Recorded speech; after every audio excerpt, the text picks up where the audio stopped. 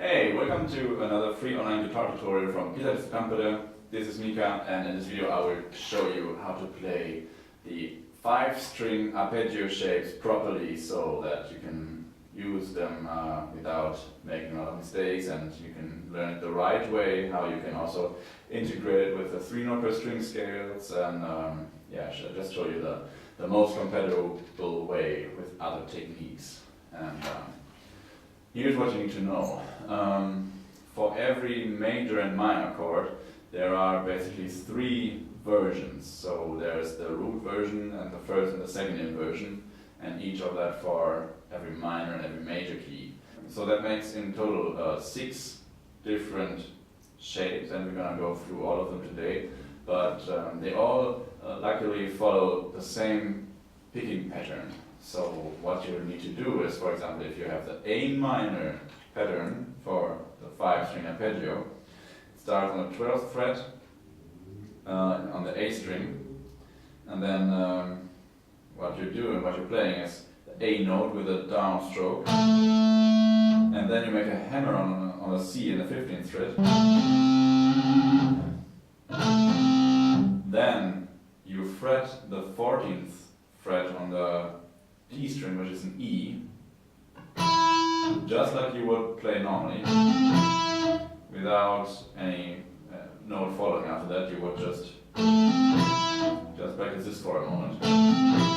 So what you need to do then is, if you want to play the next A note on the G string in the 14th fret, you need to collapse your ring finger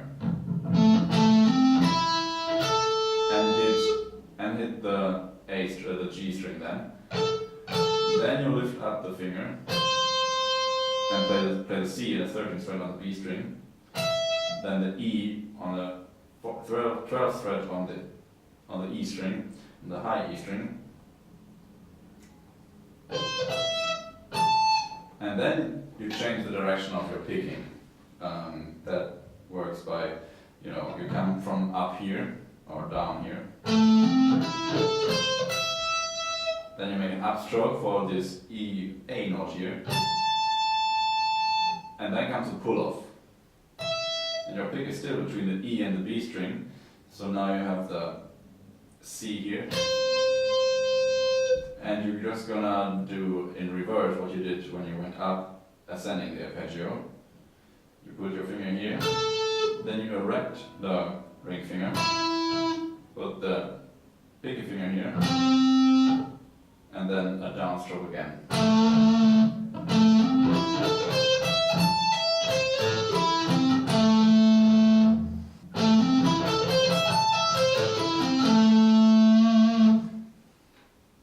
That's the best way to play that, and where you can integrate it the most with other techniques that I will show you in videos later on. What you need also to pay attention to is to use this pickup. It will sound much better then. Much more distinguished and much more cleaner. The basic pattern is that for the hammer-ons and pull-offs is that the second note will be a hammer-on, and the second note when you descend will also be like hammer-on or pull-off. In this case it will be a pull-off. So always the second note will be either hammer-on or pull-off. That's what you need to keep in mind. So then there's the issue of the finger rolling that I will also explain in another video. Let's go through the other shapes first. So we got one shape for the root position in minor, and we use the example of A minor. And we're gonna stick to the example of A minor, and I'm gonna show you how the first inversion that starts on the C note will look like. So here's the first inversion. We start on the C note, then we have a hammer-on again. That's common for all the shapes. The second note will be the hammer-on. So you play the C, and then E, with the hammer-on. And you need to use the ring finger for that, so that it's strong enough for the following notes. You play the C note, then a hammer-on. Roll, and then your index finger in the 5th fret, roll even further, and then upstroke, changing the direction of your picking for the descending way, pull off,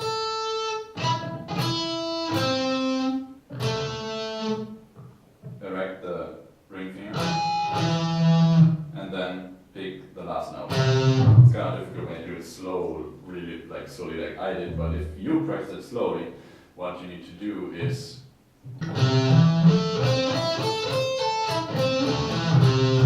you need to pay attention that your pick doesn't really stop moving in between. You don't want to have a consecutive series of downstrokes or upstrokes like this.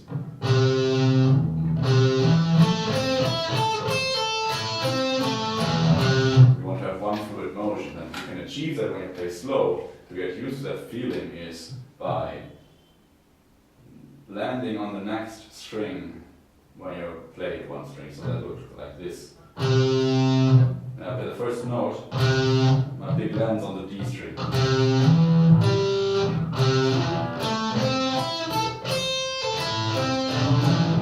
That was kind of chaotic, but that's basically how you can practice that motion in your picking hand.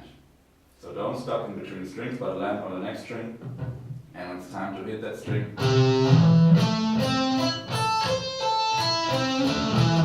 you just pull through with your hand a little bit more so that the string's going to be plucked. Alright, so the last minor inversion is the second inversion, and you play it in the 7th fret, and it looks like this.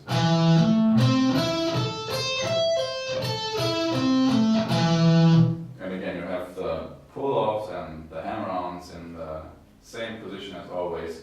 Yeah. And now I'm gonna switch to the major pattern, and we're gonna use the D major arpeggio for that. It starts on the 5th fret here, and it's gonna look like this.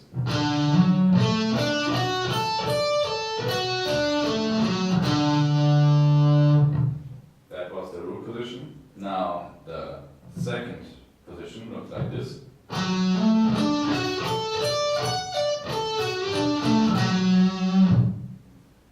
And the second inversion looks like this.